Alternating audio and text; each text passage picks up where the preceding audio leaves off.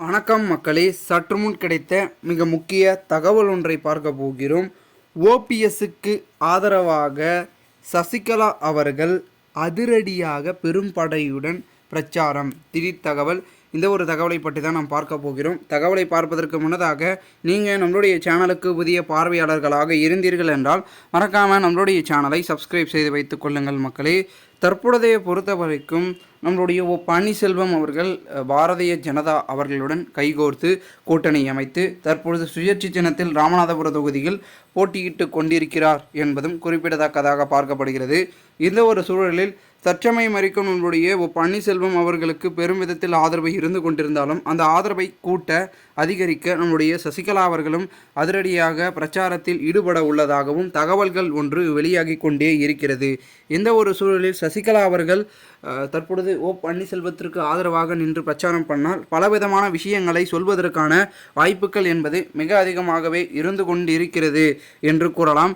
அதில் முதற்கட்டமாக பன்னீர்செல்வம் அவர்களை இந்த தொகுதியில் பொதுமக்கள் நீங்கள் வெற்றி பெற செய்ய வேண்டும் என்று கூறி வருவார் சசிகலா அவர்கள்.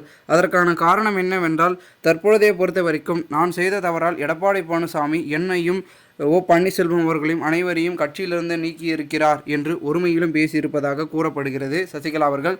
இந்த ஒரு சூழலில் தற்பொழுதைய பொறுத்த வரைக்கும் அந்த நிலையில்தான் தற்பொழுது அதிமுக இப்பொழுது பெரும் விதத்தில் பின்னடைவையும் தோல்விகளையும் சந்தித்து கொண்டிருக்கிறது. அதனால் அதிமுகவுக்கு அவப்பெயர்களை ஏற்படுத்தி கொண்டிருக்கும் இபிஎஸ் அணியை விரட்டியடிக்க, துரோகிகளை அதிமுகவிலிருந்து விரட்டியடிக்க, இபிஎஸ் அவர்களுக்கு பதிலடி கொடுக்க ஓபிஎஸ் அவர்களை இந்த ஒரு தொகுதியில் நீங்கள் வெற்றி பெற செய்ய வேண்டும். உங்களுடைய ஒவ்வொரு வாக்குகளும் எங்களுக்கு முக்கியத்துவம் வாய்ந்தது என்றும் சசிகலா அவர்கள் கூறப்போகிறார்களாம். மேலும் இந்த ஒரு சமயத்தில் தற்பொழுதைய பொறுத்த வரைக்கும் எடப்பாடி அவர்களுடைய பிளானே என்னவென்றால் பல பன்னீர்செல்வங்களை களமிறக்கி பன்னீர்செல்வத்தை தோல்வி தழுவ வைக்க வேண்டும் என்ற ஒரு நோக்கத்தில் பலவிதமான பன்னீர்செல்வத்தை எங்கெங்கோ என்று அழைத்து கொண்டு இந்த ஒரு ராமநாதபுரத்தில் வேட்புமனு தாக்கல் செய்திருக்கக்கூடிய நிலையில் தற்பொழுதைய வரைக்கும் அதிமுகவில் இந்த ஒரு கேவலமான செயலுக்கு ஈடுபட்டு கொண்டிருக்கிறார்கள் என்றும் கூறுகிறார் சசிகலா அவர்கள். அதனால் தற்சமயம் வரைக்கும் இந்த ஒரு மக்களவைத் தேர்தல் தான் எங்களுக்கான ஒரு முதற்கட்ட ஒரு வெற்றியாக அமைய வேண்டும். இதில் வெற்றி பெற்றால் மட்டும்தான் அனைத்தும் நாங்கள் சாத்தியப்படுத்த முடியும். இல்லை என்றால் எங்களுக்கு ஒரு நோக்கம் ஒன்றென்றால் அது அதிமுகவின் தலைமையை நாங்கள் மீட்டெடுத்து அடிப்படை தொண்டர்கள் கையில் சமர்ப்பித்து தலைமையை சிறப்பாக வழிநடத்தினால் மட்டும்தான். அதாவது 3 ஆண்டுகள் சிறப்பாக பன்னீர்செல்வமும் இபிஎஸ் அவர்களும் சிறப்பாக வழிநடத்தி வந்த நிலைமையில் அதன் பிறகு ஆட்சி முடிந்த உடனே நீ வேண்டாம் நான் வேண்டாம் என்று அனைவரையும் கட்சியிலிருந்து நீக்கியதற்கு பெயர் என்ன? துரோகத்தின் மறுபக்கம்தான். அந்த ஒரு சூழலில் தொடர்ந்து இந்த மாதிரி செயல்களை ஈடுபட்டு கொண்டிருக்கும் எடப்பாடி பழனிசாமி அவர்களுக்கு முற்றுப்புள்ளி வைத்தால் மட்டும்தான் அதற்கான அனைத்து விதமான செயல்பாடுகளும் நிறுத்தப்படும். இந்த ஒரு சூழலில் நீங்கள் அதற்கு என்ன செய்ய வேண்டும் என்றால் மீண்டும் நான் கூற வருவது ஒன்றுதான். இப்போ அதிமுகவில் பல தொகுதிகள் போட்டியிடுகிறார்கள் வேட்பாளர்கள்.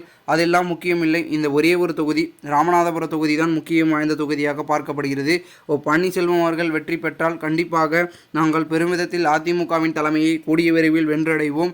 அதன் பிறகு அடிப்படை தொண்டர்கள் கையில் சமர்ப்பித்து ராமநாதபுரம் தொகுதி மட்டுமல்லாமல் தமிழகத்தில் எங்கெங்கே என்னென்ன செய்ய வேண்டுமோ அதை அனைத்தும் அமல்படுத்தி மக்களுக்கான சேவையை உணர்த்தப்படுவோம். புரட்சித் தலைவர் எம்ஜிஆர் அவர்களாகட்டும், சிறப்பாக வழிநடத்திய செல்வி ஜெயலலிதா அவர்களுக்கும் கொடுத்த நல்ல திட்டங்களை மீண்டும் அமல்படுத்தி மக்களை மகிழ்விப்போம் என்று சசிகலா அவர்கள் கூற இருப்பதாகவும் தகவல்கள் என்று வெளியாகி கொண்டிருக்கிறது. மேலும் இந்த ஒரு தகவல் இதுபோன்று நீங்கள் தினசரி தகவல்களை தெரிந்து கொள்ள நம்முடைய தமிழகத்தின் அரசியல் என்னும் யூடியூப் சேனலை சப்ஸ்கிரைப் செய்து வைத்துக் கொள்ளுங்கள் மக்களே. கூட இருக்க பெல் ஐகானை ஆல்ல செட் பண்ணிங்க. அப்போ தான் நம்ம போடுற வீடியோ உங்களுக்கு உடனுக்குடன் நோட்டிஃபிகேஷன் மூலமாக வந்து கொண்டே இருக்கும் என்பதனை தெரிவிக்கிறேன்.